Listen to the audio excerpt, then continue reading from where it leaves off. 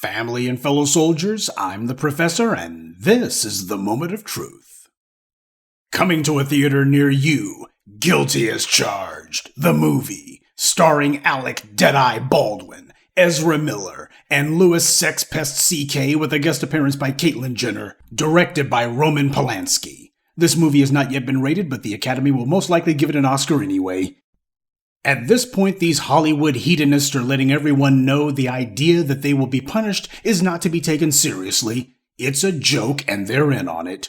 Kevin Spacey was given a Lifetime Achievement Award in Italy not so long ago, and this month he's already bragging that there's people ready to hire him to act again after he deals with that little unpleasantness in London first.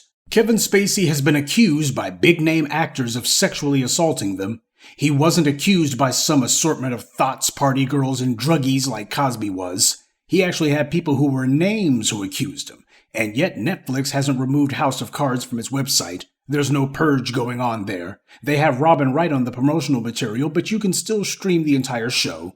And you can also bet that if and when Spacey gets rid of the latest charges against him, the second that he lands another role, they'll all quietly put his name back on the promotional materials for House of Cards, and even his face before it's all over. Oh yeah, they'll bring him back, because when it comes to white privilege, they always do. So Kevin Spacey fully understands that they're not going to let him be washed up.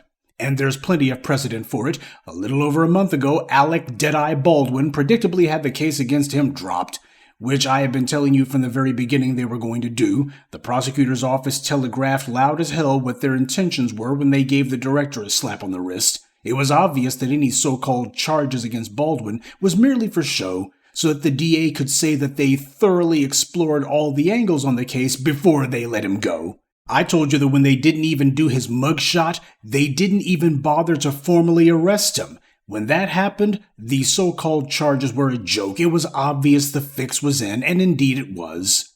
And on the day that the charges against him were dropped, the news also broke that Baldwin had already lined up his next acting gig. So we see that this is not some coincidence, not some fluke. It's not that Alec Baldwin is some sort of special case. This is just standard operating procedure for white supremacy. By now, you've surely heard about a certain actor who had been in a Marvel movie who has been in the headlines under a cloud of assaulting a woman. There's been wall-to-wall coverage of it. I mean, everyone's talking about it. No, I don't mean Jonathan Majors. I mean Tenoch Huerta, who played Namor in Black Panther 2. Now, he hasn't been getting anywhere near as much press as Jonathan Majors, obviously, but he is being accused of being a sexual predator by a former girlfriend of his back in Mexico. She claims he's an abuser and a sexual predator and a manipulator, but it's the white media who's claiming that he's being accused of sexual assault. The accuser didn't exactly say that, though she has thrown around a lot of invective and heavy innuendo. But hey, why shouldn't the white media read between the lines, right? My point, of course, is that Huerta's not being made into the poster boy for sexual assault. Most of you hadn't even heard of the allegations against him before I told you about them just now.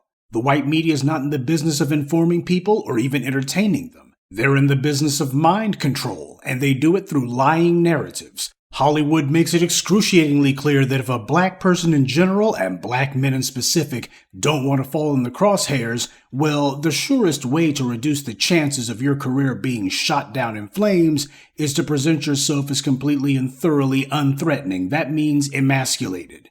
There's a reason why Billy Porter is the belle of the ball when it comes to Tinseltown. Far as they're concerned, he puts forward exactly the kind of image of black men that Hollywood wants to see. And that's a black man who makes sure that he is submissive to whatever white person is standing in front of him. Go ahead and play the fool, play the buffoon, go ahead and make sure that you do the Yas Queen thing, and bow and scrape as low as you can. That's how you make sure that at the very least, the white media is not going to be talking trash about you. Sure, the roles that you get are going to be demeaning and degrading, and sure, you're not getting any $10 million or $20 million checks anytime real soon. But at least the white media will give you a charitable write-up in their pages, and when you think about it, isn't getting a pat on the head from massa better than money? So of course they're going to carpet bomb people with stories about Jonathan Majors because it's all part of pushing the narrative. Amazon has reportedly removed Major's name from the marketing for Creed 3 on their website. They basically scrubbed him from all that marketing. Well, considering that he's the antagonist for Creed 3, it's going to be kind of interesting to see how Amazon does an end run around that one. And speaking of running, Ezra Miller assaults a pregnant woman, runs off with an underage child, gets arrested numerous times, gets mugshots, the whole nine. And all the headlines are about how sad his situation was.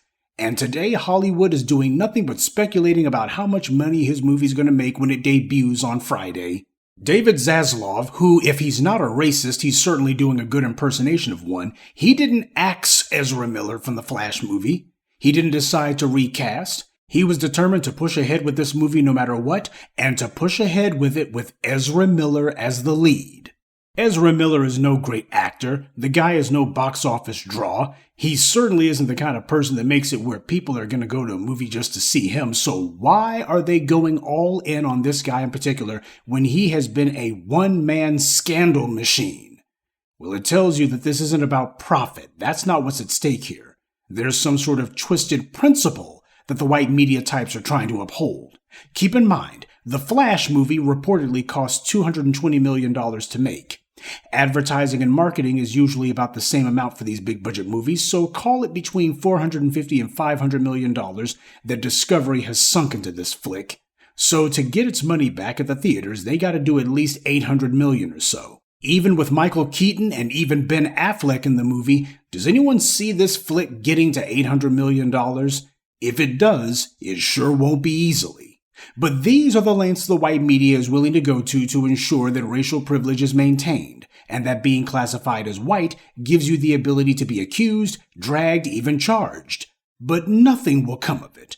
Genetic immunity from the law, genetic immunity from punishment, because that's one of the main ways that white supremacy bestows real-world benefits on whiteness. Even if Kevin Spacey doesn't beat the rap, and it's always possible that the Brits might decide not to give him a pass, the system of racial privilege that Spacey's depending on to set him free and to keep him working in Hollywood will still be there regardless and still operating. If and when Kevin Spacey does get back to making movies or TV shows or what have you, you can bet that there's not going to be much in the way of outrage, same way that there isn't for Alec Baldwin, and he killed somebody. It's because the same white privilege that Spacey's depending on to restore his career is also the same white privilege that these phony liberals depend on for their own livelihoods. So I, for one, can't wait for the trailer to drop for the new Alec Baldwin movie, co-starring Kevin Spacey and Louis C.K., and directed by Roman Polanski. That is, assuming Mel Gibson isn't available. And you can bet the white media is going to call it bold, groundbreaking, brave, daring, etc., and they'll also be telling everybody that, well, Kevin Spacey has dealt with the allegations and we all need to move on. Everyone just wants to move on. And the same way that Showtime was plotting their Fall and Rise of Louis C.K. documentary talking about his comeback, you can bet that some executive somewhere is going to be putting together their own little bit of white media propaganda celebrating the fall and rise and return of Kevin Spacey. And they'll be telling everybody that it's an Oscar contender for sure. Good day, and be one. I'd like to take a moment to mention some of our contributors. Kevin Riley, Frederick Richburg, Kevin Evans, DSC Bland, and Jabari. Salute to them and thank you to everyone for listening, liking, and sharing this message. Black empowerment only exists because of you.